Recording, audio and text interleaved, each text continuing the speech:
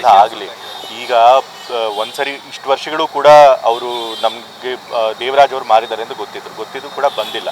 So ಇದೆಲ್ಲ civil matter, ಇದು ಕೋರ್ಟ್ನಲ್ಲಿ ತೀರ್ಮಾನ ಆಗುತ್ತೆ. ಯಾಕೆಂತಂದರೆ ಒಂದ್ಸರಿ ವಿವಾದ ಸೃಷ್ಟಿ ಆಡಿದ್ಮೇಲೆ ಪ್ರತಿಯೊಬ್ಬರು ತಮ್ಮದೇ ಆದಂತಹ ಆರೋಪಗಳನ್ನು ಮಾಡ್ತಾರೆ. ಅದರೊಳಗೆ ನಿಜ ಇಲ್ಲದೆ ಹೋದ್ರು ಸತ್ಯ ಇಲ್ಲದೆ ಹೋದ್ರು ಕೂಡ ಮಾಡ್ತಿರ್ತಾರೆ. ಸೊ ಹಾಗೆ ಅದನ್ನೆಲ್ಲ ಕೋರ್ಟ್ನಲ್ಲಿ ತೀರ್ಮಾನ ಆಗುತ್ತೆ. 25 ವರ್ಷಗಳ ನಂತರದಲ್ಲಿ ಅವರು ಕೇಸ್ ಹಾಕಿರುವಂಥದ್ದು. ಹೌದು, ಅದನ್ನೇ ಹೇಳಿದ್ರು. ಇಷ್ಟು ವರ್ಷಗಳು ಕೂಡ ಅವ್ರು ಗೊತ್ತಿದ್ರು ಕೂಡ ದೇವರಾಜ್ ಅವ್ರು ಮಾರಿದ್ರು ಅಂತ ಗೊತ್ತಿದ್ರು ಕೂಡ ಅವ್ರೇನು ಕೂಡ ತಕರಾರು ಎತ್ತಿರಲಿಲ್ಲ. ಮತ್ತು ಅವರೇ ತಹಸೀಲ್ದಾರ್ ಮುಂದೆ ಬರೆದು ಕೊಟ್ಟಿದ್ದಾರೆ, ನಾವು ಈ ರೀತಿ ಮಾರೋದಕ್ಕೆ ದೇವರಾಜ್ ಅವರು ನಮ್ಮ ಸೋದರ ಮಾವರಿಗೆ ಮಾರೋದಕ್ಕೆ ಅವ್ರಿಗೆ ಒಪ್ಪಿಗೆ ಇದೆ ಅಂತ ಹೇಳಿ ಬರ್ಕೊಟ್ಟಿದ್ದಾರೆ. ಬಟ್ ಇವಾಗ ತಕರಾರು ಮಾಡ್ತಾರೆ. ಸೊ ಹಾಗಾಗಿ ಇದೆಲ್ಲ ಈ ವಿವಾದ ಸೃಷ್ಟಿಸಿದ ಮೇಲೆ ಪ್ರತಿಯೊಬ್ಬರು ಕೂಡ ಲಾಭ ಪಡ್ಕೋಬೇಕು ಅಂತೇಳಿ ಮಾಡ್ತಿರ್ತಾರೆ. ಬಟ್ ಅದನ್ನೆಲ್ಲ ಕೋರ್ಟ್ನಲ್ಲಿ ಇತ್ಯರ್ಥ ಮಾಡ್ತೀವಿ. ಸೊ ಆಮೇಲೆ ಅಕಸ್ಮಾತ್ ಏನಾದರೂ ದೇವರಾಜ್ ಅವರು ಅವ್ರಿಗೆ ಮೋಸ ಮಾಡಿ ಮಾರಿದ್ರೆ ಅದ್ರ ತಪ್ಪು ನಮ್ಮ ಮೇಲೆ ಬರೋದಿಲ್ಲ. ಸರಿ, ವಿಪಕ್ಷಗಳು ಸಿದ್ದರಾಮಯ್ಯ ಅವರ ರಾಜೀನಾಮೆಗೆ ಪಟ್ಟಿಡಿದ್ರು, ಒತ್ತಾಯ ಮಾಡ್ತಿದ್ರು. ಈ ಚುನಾವಣೆಯ ಫಲಿತಾಂಶಗಳ ನಂತರ ಅದನ್ನು ಹಿಂದೆ ಸರಿದಿರೋದು ಈಗಲೂ ಸಹ ಈಗ ರಾಜೀನಾಮೆ ಕೊಡೋದಕ್ಕೆ ಏನಾದರೂ ಕಾರಣ ಇರಬೇಕು. ತಂದೆಯಿಂದ ಮುಖ್ಯಮಂತ್ರಿಗಳನ್ನೆಲ್ಲ ತಪ್ಪಾಗಿರಬೇಕು. ಆದರೆ ಮುಖ್ಯಮಂತ್ರಿಗಳು ತಪ್ಪೇ ಮಾಡಿದ್ರೆ ಸುಳ್ಳು ಆರೋಪ ಹೊರಿಸಿ ಮತ್ತು ತನಿಖಾ ಸಂಸ್ಥೆಗಳನ್ನು ರಾಜ್ಯಪಾಲರ ಕಚೇರಿ ಉಪಯೋಗಿಸಿ ಅವ್ರ ಮೇಲೆ ಕ್ರಮ ತೆಗೆದುಕೊಳ್ಳೋಕೆ ಅನುಮತಿ ಕೊಡಿಸುವಂಥದ್ದು ಇದೆಲ್ಲ ಮಾಡಿದಾಗ ನಾವು ರಾಜಕೀಯವಾಗಿ ಅವ್ರನ್ನ ಎದುರಿಸಬೇಕಾಗುತ್ತೆ. ಹಾಗಾಗಿ ರಾಜೀನಾಮೆ ಕೊಡುವಂಥ ಪ್ರಶ್ನೆನೇ ಇರಲಿಲ್ಲ. ಪಕ್ಷ ಕೂಡ ಮತ್ತು ನಮ್ಮ ಹೈಕಮಾಂಡ್ ಕೂಡ ಯಾವುದೇ ಕಾರಣಕ್ಕೂ ನೀವು ರಾಜೀನಾಮೆ ಕೊಡಬೇಡಿ, ಇದು ಸುಳ್ಳು ಆರೋಪ, ನೀವು ಅದನ್ನು ಧೈರ್ಯವಾಗಿ ಎದುರಿಸಿ ನಿಮ್ಮ ಜೊತೆ ಇರ್ತೀವಿ ಅಂತ ಸಂದೇಶ ಕೊಟ್ಟಿದ್ದರು. ತಂದೆಯವರು ಹಾಗೆ ಮಾಡಿದ್ರು. ಮತ್ತು ನಾವು ಕೂಡ ಜನರ ಹತ್ರ ಹೋದ್ವಿ, ಈ ರೀತಿ ಸುಳ್ಳು ಆರೋಪ ಮಾಡ್ತಿದ್ದಾರೆ, ಅವ್ರಿಗೆ ತಕ್ಕ ಪಾಠ ಕಲಿಸಬೇಕು ಅಂದರೆ ನಾವು ಚುನಾವಣೆಯಲ್ಲಿ ಪ್ರಚಾರ ಮಾಡಿದ್ದು. ಜನರು ಕೂಡ ಅದಕ್ಕೆ ಬೆಂಬಲ ಕೊಟ್ಟರು. BJP ಮತ್ತು JDS ಅವ್ರ ಷಡ್ಯಂತ್ರಕ್ಕೆ ಅವ್ರ ಬೆಂಬಲ ಇಲ್ಲ ಅಂತ ತೋರಿಸಿದ್ದಾರೆ. ಹಾಗಾಗಿ ನಾವಿನ್ನೂ ನಮಗೊಂದು ನೈತಿಕ ಸ್ಥೈರ್ಯ ಸಿಕ್ಕಿದೆ, ನಾವು ರಾಜೀನಾಮೆ ಕೊಡೋದಿಲ್ಲ. ಉತ್ತರ ಕೊಟ್ಟಿದ್ದಾರೆ ಅಂತ ಅನ್ಸುತ್ತೆ. ಹೌದು, ಚುನಾವಣೆ ಮೂಲಕ ಜನತೆ ಉತ್ತರ ಕೊಟ್ಟಿದ್ದಾರೆ. BJP JDS ಅವರು ಏನು ಒಂದು ವಿವಾದ ಸೃಷ್ಟಿ ಮಾಡಿದ್ರು, ಆ ವಿವಾದದಲ್ಲಿ ಯಾವುದೇ ಹುಡಿಲ್ಲ ಅಂತ ಜನ ಅರ್ಥ ಮಾಡ್ಕೊಂಡಿದ್ದಾರೆ. ಹಾಗಾಗಿ ಬೆಂಬಲ ಕೊಟ್ಟಿದ್ದಾರೆ. ಪಾರ್ಟಿ ಅಧ್ಯಕ್ಷ ಬದಲಾವಣೆ ಬಗ್ಗೆ ಚರ್ಚೆಗಳಾಗ್ತಿದೆ. ಈ ಸಲ ಆಗುತ್ತಾ? ಈ ಬಾರಿ ಅದು ನನಗೆ ಗೊತ್ತಿಲ್ಲ, ಅದೆಲ್ಲ ವರಿಷ್ಠರಿಗೆ ಬಿಟ್ಟಿದ್ದು.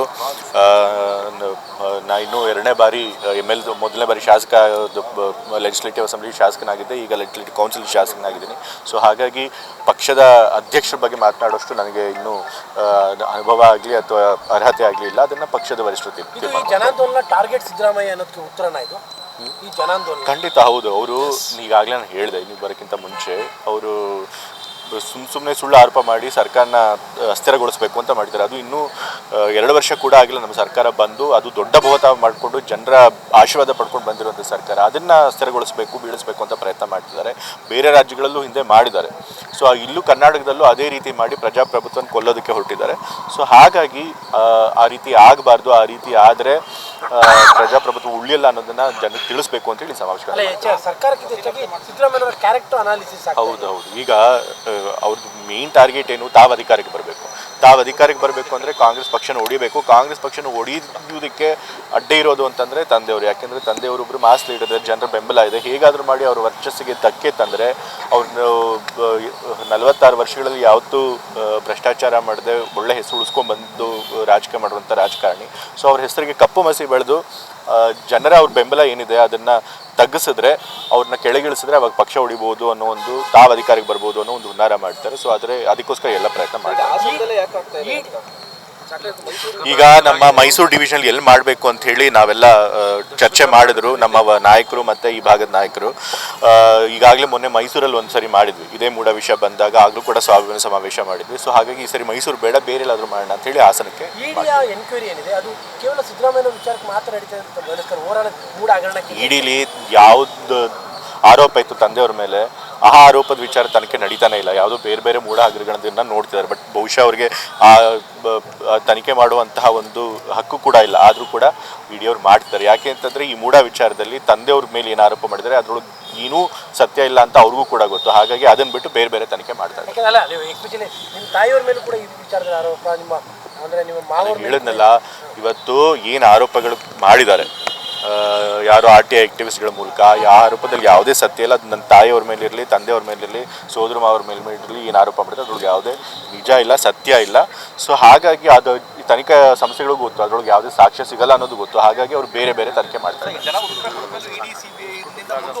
ನಾನು ಹೇಳಿದ್ನಲ್ಲ, ಈಗ ಅವರು ಡಿಮಾರಲೈಸ್ ಆಗಿದ್ದಾರೆ ಪ್ರತಿಪಕ್ಷಗಳು. ಬಟ್ ಆದರೂ ಕೂಡ ಅವರು ಅಧಿಕಾರದ ಹಪಾಹಪಿ ಹೇಗಿರುತ್ತೆ ಅಂತಂದರೆ, ಅವ್ರು ಯಾವ ಮಟ್ಟಕ್ಕೂ ಕೆಳಮಟ್ಟಕ್ಕೂ ಇಳಿಯೋದಕ್ಕೆ ತಯಾರಾಗಿರ್ತಾರೆ. ಸೊ ಹಾಗಾಗಿ ಅವ್ರ ಪ್ರಯತ್ನ ಅವ್ರು ಮುಂದುವರಿಸ್ತಾರೆ. ಬಟ್ ನಾವು ಅದನ್ನು ರೆಸಿಸ್ಟ್ ಮಾಡುವಂಥ ಪ್ರಯತ್ನ ನಾವು ಮಾಡಬೇಕು. ಮೂಡ ಕ್ಲೀನ್ ಆಗುತ್ತೆ ಅಂತ ಅನ್ಕೋತೀರಾ ಈ ಹಗರಣಗಳು, ಈ ತನಿಖೆಗಳು? ಖಂಡಿತ ಈ ತನಿಖೆಗಳು ಒಂದೇ ಇಲ್ಲ, ನಾವೇ ಒಂದು ಆಯೋಗ ರಚನೆ ಮಾಡಿದ್ದೀವಿ.